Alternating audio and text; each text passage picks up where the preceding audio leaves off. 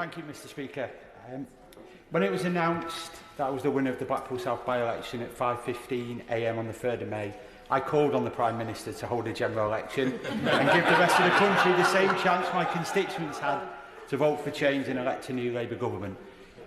I'd like to thank the Prime Minister for taking me up on that, although I hadn't expected to be back out on the campaign trail quite so soon. But I asked the whole House to join me in sending our solidarity to my amazing wife, Portia, and now long-suffering wife, who's been through my side throughout, with our amazing 3-month-old son, Killian, who has brought so much joy and laughter to our lives. I'm grateful, Mr. Speaker, for this opportunity to stand before you at short notice and at the last opportunity before a general election. Had I not, I would have risked a lifetime of being an answer to an obscure public question. But I relish getting back on the doorstep, speaking with fellow residents. I'd like to thank my predecessor, Scott Benton, and his staff for all their work and support of local residents. And I'd also like to thank Gordon Marsden for his personal support and tireless work in Blackpool South during his 22 years of service. Gordon is still fondly remembered and recognised for his huge contribution to my constituency and his pursuit for everyone having access to lifelong learning. I wouldn't be here today without 2 teachers who inspired and supported me as a young student with undiagnosed dyslexia. They helped me get to Hull University and on the road to this chamber. Stephen Conway, Kenwyn Stanley, I thank you. And I would like to pay a special tribute to Anne Hoyer, a Labour giant on the Fylde coast we sadly lost last week. The first Blackpool constituency was created in 1885, a decade after the opening of the railway had begun to bring an influx of visitors to our town. In 1945, a separate Blackpool South constituency was created. It became clear it had an identity of its own. It's home to the famous pleasure beach, Blackpool Tower and 3 piers. It has beaches with golden sands, and as locals will argue, the best ice cream you'll find anywhere at Notriani's, serving tourists and locals since 1928. I am a child of tourism. My mum having moved to Blackpool to become a redcoat in the 80s, but I'm also a child of public service. My dad, a Blackpool postie, who wanted to help and support fellow workers in Royal Mail and then in BT and others throughout the CWU. And my mum, who thanks to the last Labour government was able to retrain for free and become an early years teaching assistant at my primary school following her dream job. Before then, my paternal nan, Val Harmon, was a scout leader who dedicated her life to inspiring young people. My maternal grandfather, Brian Harmon, who was a local independent councillor and who, still, at 83 years old, is heavily involved in his local community centre in Burntwood. My paternal grandfather, Dougie Webb, who served in World War II, fighting fascism in Europe and Africa, and once guarded Winston Churchill at Chequers, all of them public servants. But it was whilst tracing my paternal grandmother's history that I was amazed to find out how deep my family roots go in public service. I discovered that my 14th great-grandfather, Edward Moondy, saved the life of Henry VIII. The king was out hunting with his hawk when he tried to reach over a ditch with a pole that broke. Edmund Moody was a footman of the king who leapt into the water and saved him from drowning. Sadly, the £6 a year pension he received and the land as a reward didn't stretch far enough to help his ancestor, my nan, Margaret Webb, who had a tough life growing up in Liverpool. I wasn't raised on stories of brave footmen who saved kings, but of those of my nan and her sisters who wore newspapers for shoes and how they battled TB during wartime without an NHS.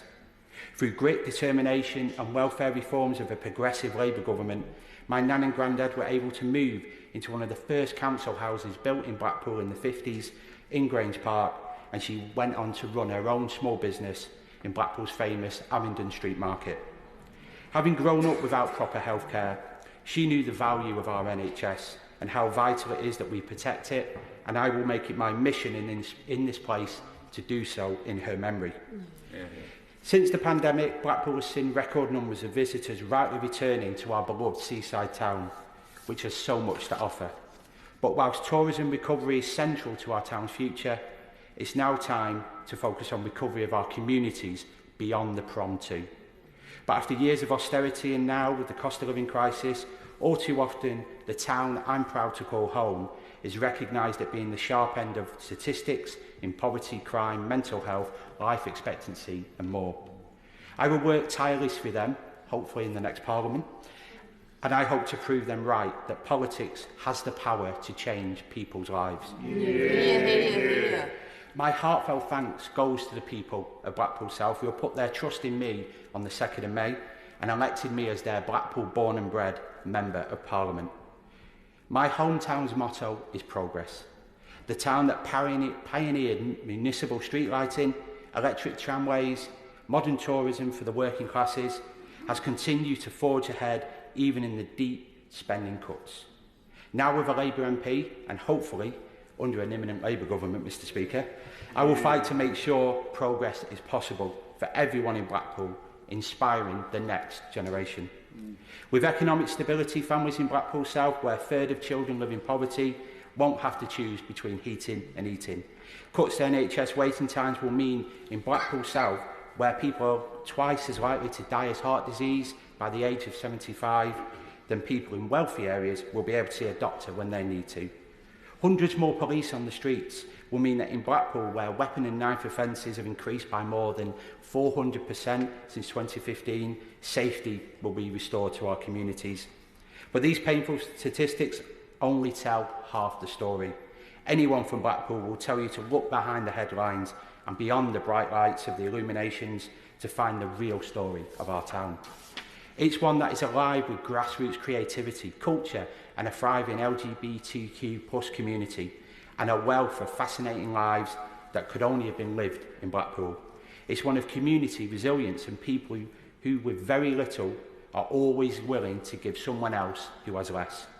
There is a wealth of community organisations and charities working hard to improve the lives in Blackpool South. For their dedication to the town, I'd like to thank Council in the Community and its inspirational founder, Stuart Hutton-Brown, Blackpool Food Bank, Fylde Coast Women's Aid, Reclaim Blackpool, School of Street, Blackpool Street Angels, Boat Health Youth, the Friends of Stanley Park and St Peter's Church Soup Kitchen, and many others too numerous to mention. In closing, Mr Speaker, I wouldn't be standing here today without the support of our good friend and my mentor, Tony Lloyd. Tony was an incredible Northern Labour parliamentarian who we sadly lost at the start of this year. For me, politics is all about people, Tony once told me. It's that sense of human solidarity that matters. If it's not about making people's lives better, don't be a politician. I'm sad that he isn't here to see me take my seat, but I will honour Tony's memory by serving my constituents in the same way he served his, with people at the heart of my politics. Thank you.